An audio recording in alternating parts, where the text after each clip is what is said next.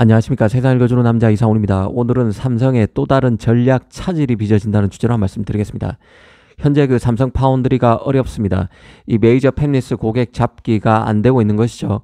많은 빅테크들이 자신의 서버에 최적화된 칩을 만들기 위해서 반도체 설계 사업에 너도나도 뛰어들고 있는 상황인데도 그렇습니다.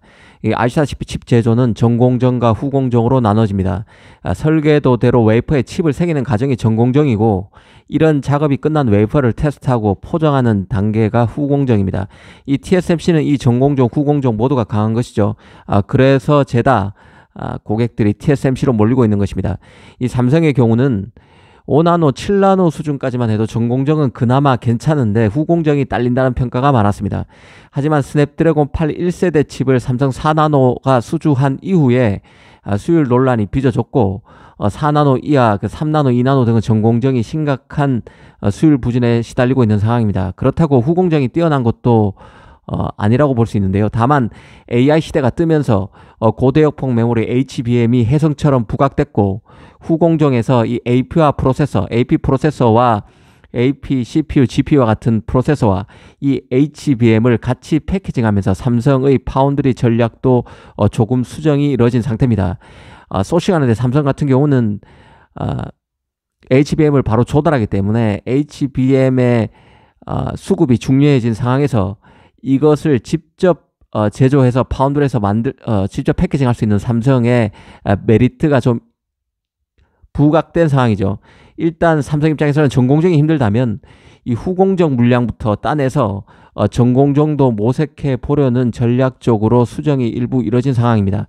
여기에는 그 TSMC의 패키징 설비 부족도 한몫했는데요. 엔비디아 호퍼 GPU 같은 경우는 일전에 워낙 인기가 있다 보니 이를 기존 패키징 설비에서 다 처리하지 못하는 일이 발생했고, 이런 물량 같은 경우는 외부 패키징 업체, 엠코, 스필, ASE 같은 업체죠. 이런 업체들로 웨이퍼 물량이 넘어가서 처리되는 사달이 벌어진 것입니다. 인텔로도 일부 물량이 갔다는 얘기도 있는데요. 이것은 공식적으로 확인된 것은 없습니다.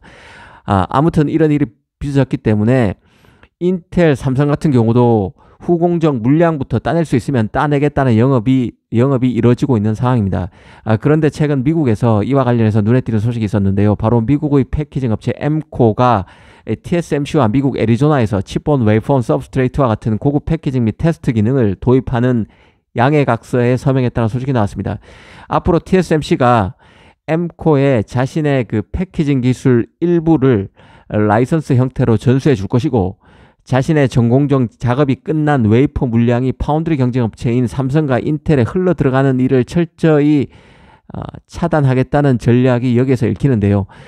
최근에 그 젠슨항 엔비디아 CEO가 차세대 AI 칩인 블랙엘 GPU의 인기가 혀를 내두를 정도라고 말했죠. 수요가 미친 수준이라는 가격한 표현까지 써가면서 얘기했습니다.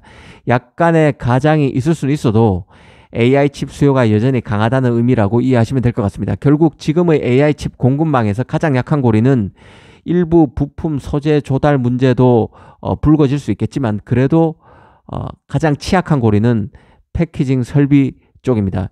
그런 만큼 TSMC가 서둘러 자신의 외주 협력사인 미국 업체 엠코와 작업을 한 것으로 봅니다. 엠코는 사실 지난해인 2023년 말에 미국 애리조나의 20억 달러, 하나로 3조가 채 안 되는 금액인데요.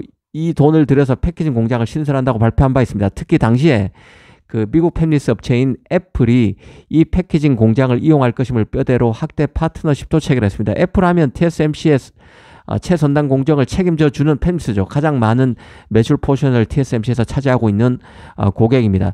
아시다시피 애리조나는 TSMC 팹이 지어지는 곳입니다. 이 옆에 바로 엠코의 패키징 공장이 들어서고, TSMC 최대 고객인 애플이 엠코와 손을 잡고 칩을 만들겠다고 선언한 것입니다. 미국의 칩 공장 건설과 관련해 문제가 되어 왔던 게 바로 집접화, 클러스터화가 떨어진다는 점이었는데요. TSMC 팹이 만들어지고 있지만 패키징 공장은 애리조나에 없다 보니 칩이 새겨진 웨이퍼를 다시 대만으로 보내서 후공정 작업을 끝내서 다시 미국으로 와야 되는 그런 문제가 있습니다. 지난해인 2023년에 이런 미국 본토의 패키징 공장이 부족한 문제, 애리조나에 없는 문제를 해결하기 위해서 엠코가 패키징 설비 건설에 나섰고, 애플도 이 패키지 팹을 활용하겠다고 공식화한 상황인데, 이번에 TSMC가 자신의 패키징 기술도 일부 협력하겠다는 뜻을 엠코와 하겠다고 보고 엠코와 손을 잡았다고 볼 수 있습니다. 앞서 말씀드린 대로 TSMC는 AI 칩 인기로 사내 패키징 용량이 부족해지면 엠코, ASE 등 그 외주 패키징 전문 업체 SOS를 쳐왔습니다. 자신의 패키징 용량도 증설했는데 문제는 패키징 공장의 위치인 것이죠. TSMC가 선택한 지역은 대만의 통굴루 사이언스 파크입니다. 사실 그 TSMC의 패키징 공장은 100% 대만에 있습니다. 이번에도 패키징 공장이 부족하자 또 대만을 선택한 게 TSMC인데요. 미국 입장에서 보면 TSMC가 애리조나에 팹을 짓고 있고 미국 내 패키징 공장이 필요하다는 여론에 TSMC를 압박해도 TSMC가 패키징 공장을 미국에 지을 생각은 필요하지 않자 엠코가 나서서 애리조나 근처에 공장을 짓고 TSMC와 더 밀착하게 만들었다고 이해하시면 될 것 같습니다. 그간 그 미국에서는 애리조나 팹이 그 반쪽짜리에 불과하다는 논란이 수시로 불거져 왔는데요. 첨단 칩이 미국에서 만들어지더라도 요즘 가장 중요하고 핫하다는 패키징 시설은 100% 대만에 있다는 것입니다. 즉 패키징 시설이 없기 때문에 전공정을 마친 웨이퍼는 대만으로 가서 후공정 단계를 마무리해야 하는 치명적 단점이 있기 때문에 패키징 시설을 미국에 더 만들어야 한다는 주장이 넘쳐나섰습니다. 이는 그 미국의 칩 생태계라는 게 급조된 만큼 클러스터화가 아예 안 된 상태이기 때문에 나타나는 단점으로 볼 수도 있을 것입니다. 실제 TSMC뿐만 아니라 삼성도 미국의 패키징 시설이 없기는 마찬가지입니다. 이런 문제 제기가 미국 반도체 업계에서 나온다는 뜻은 그만큼 미국이 칩을 자국에서 완전히 만들고 싶어하는 열망이 얼마나 큰지를 보여주는 것이기도 합니다. 한편으로는 대만에서 외부로 나가는 기술 이전에 얼마나 조심스러운지를 드러내는 것이기도 합니다. 대만 입장에서는 패키징 공장이 미국 현지에서 지어진다면 추가로 미국으로부터 더 받아내는 게 있어야 한다는 뜻이 담겼다고 봐야 할 것입니다. 추가적으로 받아내야 하는 즉 그 반대급부를 얻어내야 하는 것 중에는 미국 정부로부터 보조금을 더 타내는 것을 비롯해서 유사시에 대만 팹의 안정적인 수호 등이 다 포함될 것입니다.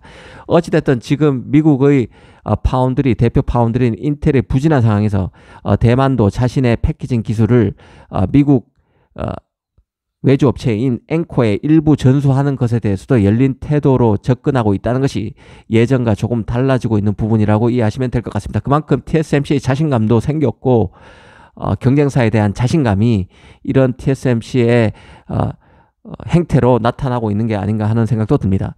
아무튼 지금 칩 시장, 특히 칩 설계의 메카에서 제조 패키징까지 포함하는 칩 전반의 생태계를 재구축하려는 미국에서 많은 일이 벌어지고 있습니다. 삼성의 경우는 파운드리 선당 공정에서 죽을 쓰고 있음에도 2나노에 대한 투자만은 고삐를 바짝 채우고 있는 상태입니다.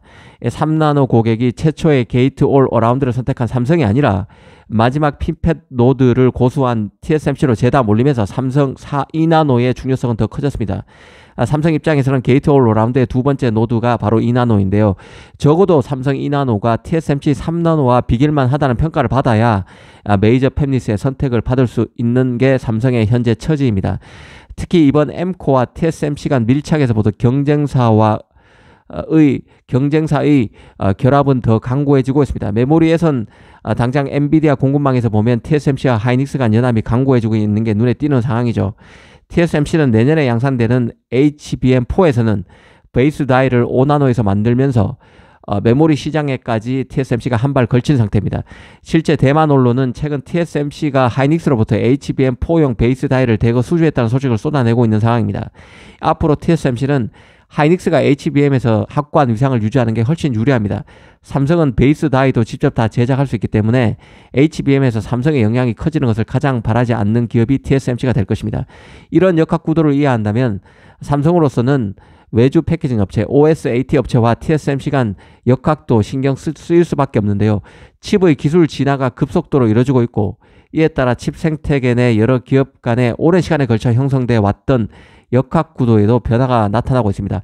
OSAT 업체는 TSMC나 삼성, 인텔들과 경쟁사이지만 지금 패키징